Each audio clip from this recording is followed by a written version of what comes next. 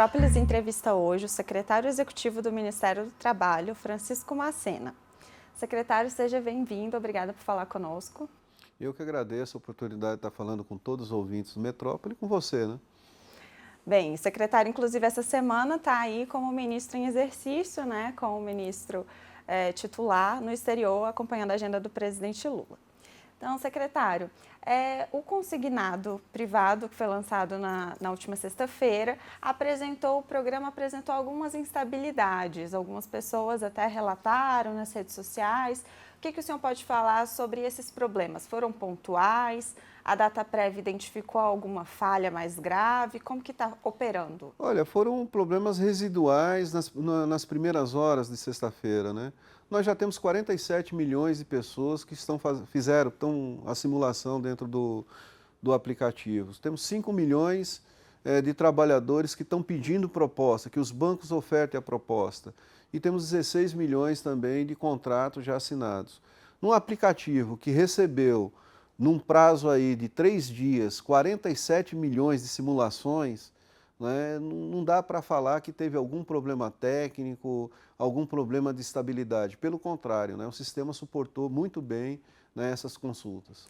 E quantas instituições financeiras? O senhor poderia dar uma ideia aí para o público, até para quem quer contratar? Quantas instituições financeiras, quantos bancos, fintechs que estão ofertando, né, que estão aí no consignado? Hoje nós temos mais de 84 instituições já cadastradas, né? Nossa expectativa é que a gente possa chegar aí a 130, 140 instituições. Qual instituição que pode ofertar o crédito? Eu acho que isso é importante até para quem está ouvindo saber. Né, todas aquelas instituições que têm autorização do Banco Central. Por que eu estou dizendo isso? Porque existe a segurança da fiscalização do Banco Central. Então, você tem fintechs hoje que não têm autorização do Banco Central, você tem empresas de meios de pagamento que não têm autorização do Banco Central para poder realizar consignado e empréstimo, essas não serão cadastradas, para dar uma segurança para o trabalhador.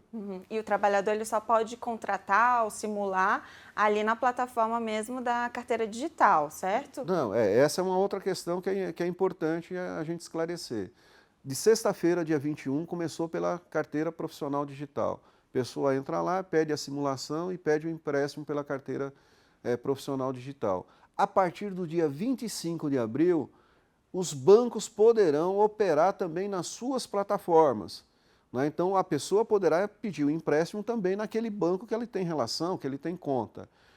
E é importante essa data de 25 de abril, porque o que nós estamos estimulando? Que ele vá ao banco, principalmente as pessoas que têm um crédito pessoal, um CDC, um crédito que foi contratado a 6, 7, 8, 10%, tem até 10%, aquela pessoa que fez um privado na lei antiga, um consignado privado na lei antiga, que ele vá ao banco e peça a portabilidade para essa modalidade de empréstimo, que até garantido por lei, ele terá um juros muito menor. Mas aí até para não cair em golpe, é orientado que então nesses primeiros dias a pessoa concentre a atenção ali nas ofertas feitas na CTPS digital. Não, só pode ser pela carteira profissional digital e mesmo quando o empréstimo ele é feito no banco, o contrato, as prestações, o número de parcelas, é averbada, esse contrato passa para dentro da carteira profissional digital.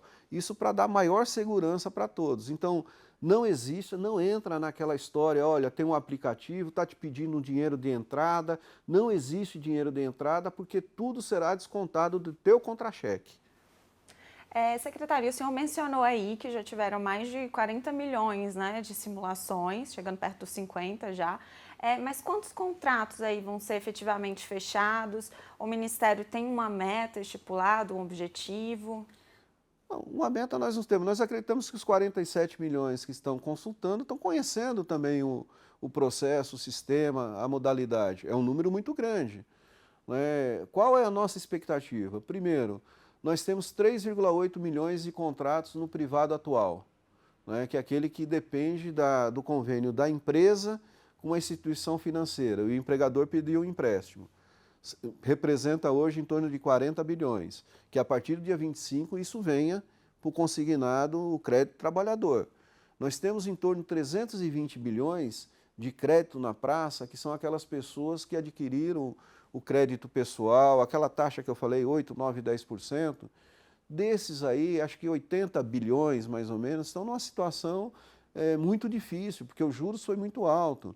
Então, as próprias instituições estão trabalhando para migrar esse crédito também para o crédito do trabalhador. E acredito que nós teremos aí mais uns 4 bilhões, né, de dinheiro de recurso novo.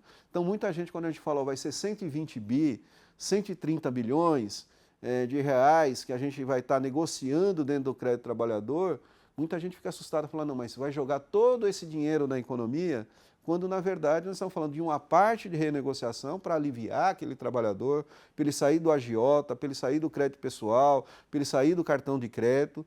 Então a parte não é dinheiro novo, é aliviando a dívida dele, e uma outra parte, sim, pequena, que seria esse recurso novo que entraria na economia. Tá.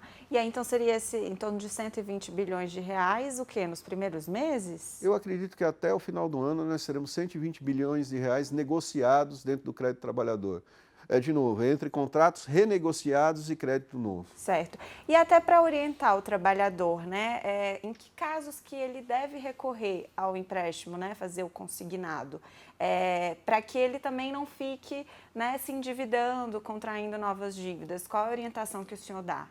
Olha, eu acho que isso é muito importante, porque a gente acha que o trabalhador tem que ter cautela ao adquirir o empréstimo. Né? Ele não pode achar que isso é um recurso novo, que é uma receita que ele vai ter. Na verdade, é uma dívida que ele está contraindo. Então, qual é a orientação? Use para renegociar a dívida, use para poder resolver um problema grave que você tenha, emergencial. Né? Use se for para adquirir um patrimônio, algo que vai te dar renda depois ou que te acrescente na tua vida. Né? E tome cuidado. Duas coisas. Não contrate também a primeira proposta. Tem muita gente que é ansioso, vê a primeira proposta e contrata. Os bancos têm até 24 horas para te ofertar um crédito. Então espere todas as propostas para verificar aquela que tem a menor taxa de juros. E segundo, só as instituições financeiras, na plataforma do banco e na carteira profissional, têm a proposta do crédito do trabalhador. Não entre em nenhum outro tipo de aplicativo, em fraudes, em fake news. Secretário, justamente sobre isso agora dos juros, o governo decidiu não estipular, pelo menos nesse momento inicial, né, um teto, né, um limite para as taxas de juros, como existe, por exemplo, no consignado do INSS. Como que vai ser essa avaliação sobre as taxas de juros? Qual é o percentual aí mais ou menos praticado hoje e para qual o percentual que vocês avaliam que pode cair? Olha, primeiro, nós vamos avaliar daqui uns 6 meses qual é a taxa de juros praticada no mercado. Foi esse o acordo que nós fizemos com todas as instituições financeiras e se nós verificarmos que tem algum tipo de abuso, né, o Conselho Gestor do Crédito pode se reunir e estabelecer um teto. Num primeiro momento, nós não queremos e não gostaríamos, achamos que o mercado vai praticar um juros razoável tal, e com responsabilidade. Como eu disse antes, nós temos hoje créditos contratados do CDC, sem nenhum tipo de garantia, consignação, que chega a 10%. Né? É um absurdo até, mas chega até 10%. Nós temos o crédito consignado privado, aquele que eu falei que depende do convênio entre empresa e empregador, que está em torno de uma média de 2,8, 2,9. A nossa expectativa é que o crédito trabalhador fique abaixo disso. É lógico que pode ter um caso ou outro que fique acima devido ao risco daquela pessoa, pode haver, mas o que eu estou falando é de média, o que eu estou falando é que a maioria dos contratos, a nossa expectativa é que fique nos juros muito baixos, de acordo com o risco de cada um, mas de acordo com o risco de cada um, seja muito reduzido. Mas uma taxa média aí, você poderia Eu não vou falar, não vamos esperar o mercado atuar, qual é o juros que está sendo praticado no mercado, né, e a gente depois fazer uma avaliação para saber também quem está contraindo esse empréstimo, né, qual o perfil do trabalhador que está adquirindo o empréstimo para analisar se de fato o que o banco está sugerindo como risco é verdade ou não. Certo. E esse balanço, essa análise, só depois então de 6 meses? Dos juros foi o que a gente falou, de 6 meses, mas isso a gente está acompanhando o dia a dia, né, do crédito trabalhador. Então nós estamos acompanhando as operações, foram poucas operações, como os bancos tinham 24 horas para apresentar a proposta, né? Começamos na sexta, teve um sábado e domingo no meio, né? Então acredito que amanhã o número de propostas tenha aumentado. Então aí a gente vai avaliando no dia a dia, calibrando isso, se for necessário. Num primeiro momento a gente chama as instituições, num segundo momento o conselho pode atuar. Esses convênios que o senhor mencionou, né, das empresas diretamente com as instituições financeiras, eles ainda vão seguir ocorrendo? No futuro, não, né? Mas os contratos que existiram, né, continuam prevalecendo. Quer dizer, o ato do crédito foi um ato jurídico perfeito. Então, se alguém adquiriu o crédito lá atrás, no convênio, e não queira migrar para o crédito trabalhador, também tem o direito. Né? Ele continua com as suas parcelas, a forma como foi contraído anteriormente. A questão é que agora vai abarcar também, né, trabalhadores rurais, empregados domésticos. Essa é uma grande novidade também desse crédito trabalhador, porque mesmo fora nas instituições financeiras, não davam crédito para as assalariadas rurais, os assalariados rurais, trabalhadores rurais assalariados, as empregadas domésticas assalariadas e os empregados de MEI. Né? Não estamos falando do MEI. O MEI tem o Acredita, o MEI tem uma série de linhas de financiamento dentro do governo, mas os assalariados, né, vão ter direito a essa linha de crédito. Certo. Eu sei que o saque aniversário é outro departamento, mas só a título de esclarecimento. Quem faz um empréstimo, né, naquela modalidade de antecipação do saque aniversário, essa pessoa pode ainda recorrer ao consignado privado? Sim, não tem nenhum impeditivo nisso. Né? A pessoa contraiu o saque aniversário, fez a antecipação do saque aniversário, ela pode contrair o crédito trabalhador. A única coisa que a gente tem orientado a todos, adquiriu o saque aniversário, fez a antecipação do saque aniversário, o saldo do teu fundo de garantia ficará bloqueado por 2 até 3 anos. Aquela medida que o presidente Lula fez foi uma medida extraordinária que liberou 12 bilhões porque as pessoas não sabiam na época da contratação que ficaria com saldo bloqueado. Então, qual é a grande orientação? Mude de modalidade, se for possível. Né? Saia do saque aniversário, saia da alienação do saque aniversário, venha para o crédito do trabalhador, porque teu saldo não ficará bloqueado. Aí, se você precisar comprar uma casa própria, você vai poder usar teu fundo de garantia. Se você for demitido, você vai ter esse recurso no momento de extrema necessidade. Voltando aqui agora para o consignado privado, né? Tem na medida provisória que criou, né, essa modalidade, trouxe a questão do FGTS como garantia. Né? A pessoa vai poder usar como garantia 10% do valor do FGTS e 100% da multa rescisória. Como que isso vai ficar, considerando que ainda não teve essa regulamentação, né? Está dependendo ainda, esperando a reunião do Conselho Gestor do FGTS, né, do Fundo de Garantia. Como que está essa previsão? Vai ter algum risco envolvido pelo fato de isso ainda não estar regulamentado? Não haverá nenhum risco, porque na lei já prevê. Então, a medida provisória já prevê os 10% e os 100% da multa. Né? Qual é a regulamentação que o Conselho Curador do FGTS vai fazer? É a forma como isso vai se dar, como é que é a transferência da conta, vai para a Caixa Econômica Federal primeiro, porque hoje esse recurso é depositado na conta do trabalhador. Então tem uma série de questões operacionais e técnicas que tem que ser regulamentado para poder viabilizar esse recurso diretamente para a instituição financeira. Mas essa garantia, então, ela já está autorizada? Já está autorizada por lei, a medida provisória já prevê ela, 10%, olha, são 3 garantias fundamentais, 10%, né, do fundo de garantia, 100% da multa e a portabilidade do débito. Então, só para entender, a pessoa contraiu o débito, foi demitida, usou 10% do fundo de garantia, 100% da multa, não cobriu o empréstimo, suponhamos que daqui a 3 meses ela arruma esse outro emprego, automaticamente esse débito vai para o novo vínculo, vai para o novo empregador. Certo. Então, os bancos, se não tem risco para o trabalhador, também não tem risco para os bancos, para as instituições financeiras? Não tem risco. Elas vão ter essa garantia? Vão ter garantias e por isso que nós queremos que o juro seja muito baixo. Não é? Porque não tem sentido, numa modalidade de crédito que dá todas essas garantias são dadas, que tenha juros altos. E essa reunião que vai regulamentar vai ocorrer agora já em abril. 15 de abril tinha reunião já marcada do Conselho Curador do FGTS, tem uma pauta extensa, um dos itens é justamente a regulamentação, né, das garantias do crédito do trabalhador. E aí com isso vão acabar qualquer tipo de... Não, aí acaba qualquer dúvida, qualquer ruído em torno, né, se está previsto, não está previsto, se está garantido ou não, porque está garantido em lei. Certo. Secretário, aqui agora para a gente se encaminhar para o final, o que o senhor orienta aí para o trabalhador, né? Tanto para ele se proteger, o senhor já falou um pouco sobre isso, mas também em caso em que ele sentir algum tipo de assédio dos bancos, das instituições financeiras, uma palavra aí do senhor com relação ao que o trabalhador, né, pode usufruir do benefício, mas também sem se endividar demais. Não, primeiro que ele tenha muita cautela, né?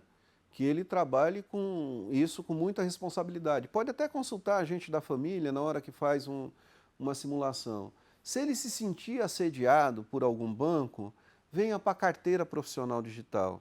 Por quê? Porque é feita pelo Solgov, tem uma certificação que ele já conhece e ele está habituado a lidar, porque ele recebe fundo de garantia, ele recebe o abono, ele recebe o seguro-desemprego, ele tem uma série de informações, ele já tem uma familiaridade com essa.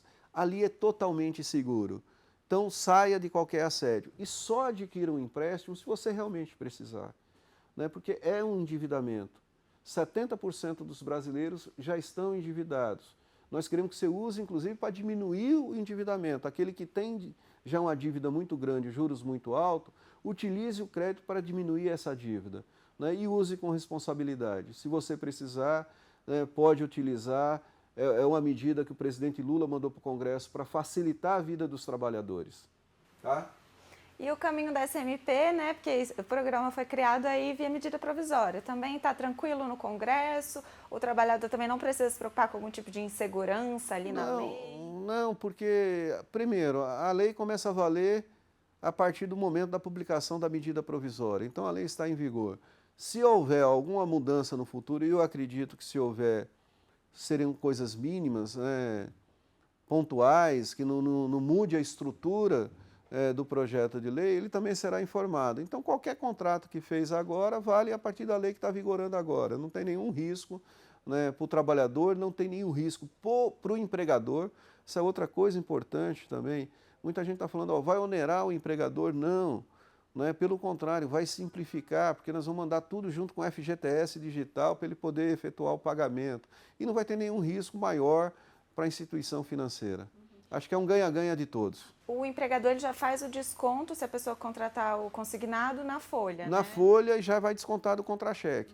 Assim como ele recebe as informações para ele pagar o FGTS do trabalhador, ele receberá dizendo, olha, o teu empregado, ele contraiu o empréstimo, 12 parcelas, o valor é X, né? E todo mês você vai colocar. E todo mês ele recebe, pague o FGTS mais este valor da parcela.